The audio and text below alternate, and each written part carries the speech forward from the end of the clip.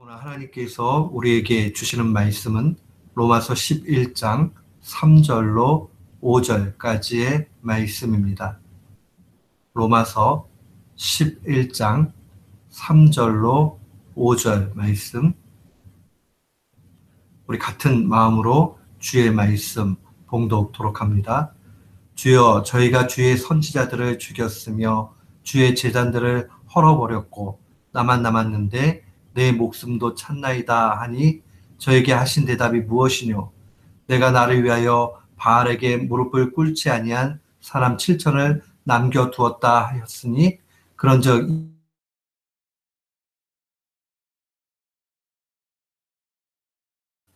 아멘. 저는 오늘 본문 말씀을 통해서 신자가 낙심하지 말아야 하는 이유라는 제목으로 주의 말씀을 선포하도록 하겠습니다. 우리가 신앙생활 하다 보면 때때로 절망에 놓일 때가 있습니다. 하나님을 열심히 믿고 의지하고 나아가는데 우리 삶 가운데 어려움이 여전히 있을 때가 있습니다. 어떨 때는 하나님을 더 잘 섬기고 열심히 기도하고 말씀 읽고 예배에 집중하고 그렇게 했는데 더 어려움이 크게 올 때가 있습니다. 이때 자꾸 그 답을 자기의 머리를 통해서 찾으려고 하면 결국 결론은 부정적으로 나기 마련입니다. 나중에 이게 더 커지면 하나님 정말 나를 버리셨나 보다. 아니면 하나님이 나한테 은혜를 안 주시는가 보다 하면서 하나님을 원망하게 돼 있습니다. 우리는 신자가 오히려 고난 가운데 놓일 수 있다 하는 사실을 받아들여야 됩니다. 신자에게 고난이 없는 것이 아니라 하나님은 고난을 이길 힘을 주신다 하는 것을 꼭 기억해야 됩니다. 우리는 신자로 살아갈 때에 여전히 어려움을 만나게 될 것입니다. 분명히 우리의 삶 가운데 절망할 만큼 그러한 큰 위기가 닥칠 때도 있을 것입니다. 그때마다 오늘 이 본문의 말씀을 붙잡아야 합니다. 하나님의 사람이었던 헤르만 헤세가 이런 이야기했습니다.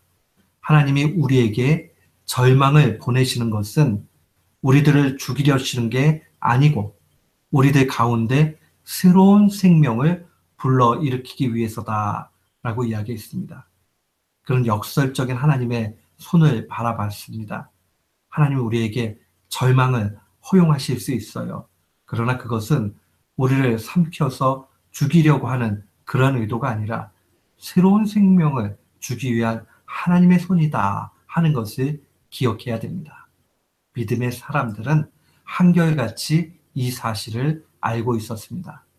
오늘 바울 사도도 본문 말씀을 통해서 모든 믿는 자들을 위로하고 있습니다. 신자가 낙심해야 할 이유가 없다는 겁니다. 그 근거로 열왕기상 19장에 이 엘리야 사건을 증거하고 있습니다. 이 엘리야가 이 850대 1의 그 갈멜산의 영적인 싸움을 다 이기고 나서 그 다음 내려왔더니 이세벨이 엘리야를 죽인다는 협박을 듣습니다. 그 도망치지요. 그리고 하나님 앞에 간청을 하면서 이제 이세벨에 의해서 주의 선지자들이 다 죽고 자신만 남았다라고 하면서 두려움을 토로합니다. 그때 하나님께서 위로한 말씀이 오늘 본문의 말씀입니다. 너 혼자만 남은 것 아니다. 이스라엘 가운데 바알을 경배하지 않은 7,000명을 남겨두었다라고 말씀해 주십니다. 오늘 이 말씀이 주시는 의미가 무엇입니까? 그것은 바로 엘리야가 알고 있는 것이 하나님에 대한 전부가 아니라는 사실을 보여줍니다. 사랑하는 성도 여러분, 우리가 환경을 바라보고 상황을 바라보면 하나님이 나를 사랑하지 않으시는 것 같을 때가 있고 때로는 하나님이 안 계시는 것 같이 그렇게 느껴질 때가 있습니다. 그러나 우리가 환경 속에서 얻어지는 것, 그것이 하나님에 대한 전부가 아니라는 사실을 분명히 기억해야 됩니다. 우리는 다만 하나님을 부분적으로 알 뿐입니다. 오늘 바울은 이 갈멜산 이후에 하나님과 엘리야의 이 대화의 사건을 통해서 5절의 결론을 이렇게 내립니다. 이제도 은혜로 택하심을 따라 남은 자가 있다라고 그렇게 강변합니다. 지금도 하나님의 은혜로 택하심을 따라 남은 자가 있다. 결국 이 말씀은 하나님의 은혜로 택하심을 받은 자, 거기에는 실패가 없다는 의미입니다. 하나님의 택하심은 결단코 실수나 실패가 없고 하나님은 택하신 자를 반드시 구원해 주신다는 겁니다. 그 말씀을 앞선 2절에서는 이렇게 표현합니다. 하나님이 그 미리 아신 자기 백성을 버리지 아니하셨다. 얼마나 큰 위로의 말씀인지 모릅니다. 우리가 절망 가운데 놓일 때, 또 자기 자신에게 실망해서 이 나 같은 거 하나님이 구원 못 하실 거야, 이런 생각이 들 때가 있어요. 나같이 실패하고 또 낭망하고 또 죄짓고 이런 사람을 하나님이 정말 구원하실까? 그런 마음이 들 때에 기억해야 됩니다. 하나님의 은혜는 결단코 실패가 없습니다. 이것을 신학적으로 이야기할 때는 성도의 견인이다, 이런 말을 사용해요. 견인이라는 것은 끌고 가는 걸 의미하지요. 그러니까 성도를 하나님께서 끝까지 끌고 가신다는 말입니다. 하나님께서 선택하신 자를 반드시 구원하시고 구원에서 이탈되지 않도록 보호하신다는 교리가 바로 성도의 견인 교리입니다. 그런데 이 교리를 잘못 이해하면 안 돼요. 이 교리를 잘못 이해해서 그래 하나님이 택하셨으니까 자기 혼자 그렇게 생각하면서 막 살아도 된다 하는 것으로 적용하면 안 됩니다. 우리는 이 성도의 견인 교리를 하나님의 구원이 우리의 행위와 상관없고 하나님의 은혜 가운데 실패함 없이 인도해 가시기 때문에 결국 우리가 연약하고 부족해도 하나님이 반드시 구원해 주신다는 그 위로로 받아야 됩니다. 우리가 죄짓고 넘어지고 연약해서 실패해도 하나님 앞에 나아갈 때 하나님이 용서하시고 다시 세우신다 하는 것으로 우리는 적용해야 됩니다.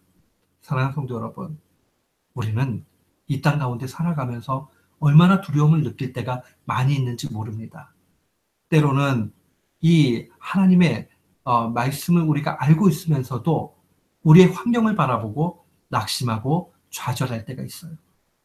그리고 열심히 믿고 나아가는데 그 열심히 믿고 나아가는데 열매가 부족한 듯 느껴질 때가 있습니다. 그래서 자기 자신을 원망하죠. 하나님이 나를 포기하셨을 거야.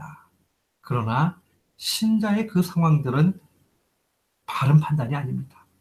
하나님 앞에 하나님의 자비의 은혜의 호소에서 하나님의 은혜는 우리를 붙잡아 주신다. 우리가 그 은혜 아래에 있다는 사실을 분명히 기억해야 됩니다. 루터가 95개조 반박문 쓸 때 첫 조항, 그리스도께서는 신자의 전생애가 회개가 되기 원하신다는 그 말씀을 기억해야 됩니다. 우리가 주님 앞에 회개로 나아갈 때에 주님은 우리를 용납해 주십니다. 그의 은혜는 실패와 실수가 결단코 없습니다. 이사야 선지자도 이사야서 1장 18절에 이렇게 선언하지요. 여호와께서 말씀하시되 오라 우리가 서로 변론하자. 이 변론하자는 말은 우리가 시비를 따져보자 이렇게 얘기하는 거예요. 너희 죄가 주홍 같을지라도 눈과 같이 희어질 것이요 진홍같이 붉을지라도 양털같이 되리라. 이것은 하나님께서 우리와 하신 그 영원한 약속입니다. 그렇기 때문에 우리가 은혜 아래 있다는 그 사실을 분명히 묵상해야 됩니다. 사랑하는 성도 여러분, 우리가 예수 믿고 한 번도 죄를 짓지 않고 실수도 없고 실패도 없고 낙심할 상황도 하지 않는다면 얼마나 좋겠습니까? 그러나 우리 앞에 인생은 그렇게 호락호락하지 않아요. 우리 자신이 실수해서 우리 자신을 바라보고 혀를 찰 때도 있고 하나님의 침묵 가운데 고난을 느낄 때도 있습니다. 그때마다 기억해야 되는 것이 있습니다. 신자는 하나님의 은혜 아래 있기 때문에 낙심할 필요가 없는 겁니다. 하나님은 반드시 우리를 구원하시고 인도해 주시고 생명길로 그렇게 붙잡아 주실 것입니다. 우리가 아는 것이 전부가 아닙니다. 그렇기 때문에 하나님 앞에 침묵하며 잠잠히 기다려야 합니다. 하나님의 은혜는 실패가 없어요. 반드시 구원으로 인도하십니다. 우리의 영혼의 구원뿐만 아니라 우리의 일상의 삶의 모든 구원도 그러합니다. 예레미야 선지자, 눈물의 선지자는 에가야에서 이렇게 고백합니다. 사람이 여호와의 구원을 바라고 잠잠히 기다림이 좋다. 사랑하는 성도 여러분, 혹시 고난 가운데 있습니까? 어려움이 우리 앞에 있어서 좌절합니까? 낙심하지 마십시오. 우리가 잠잠히 기다리면서 하나님의 인도하심을 바라고 나아갈 때에 우리는 더 큰 은혜를 맛보게 될 것입니다. 하나님은 반드시 은혜 아래 있는 성도들을 붙잡아 주십니다. 이 사실 기억하면서 오늘도 내일도 날마다 승리하는 귀한 교우들 되시기를 주님의 이름으로 축원합니다. 아멘.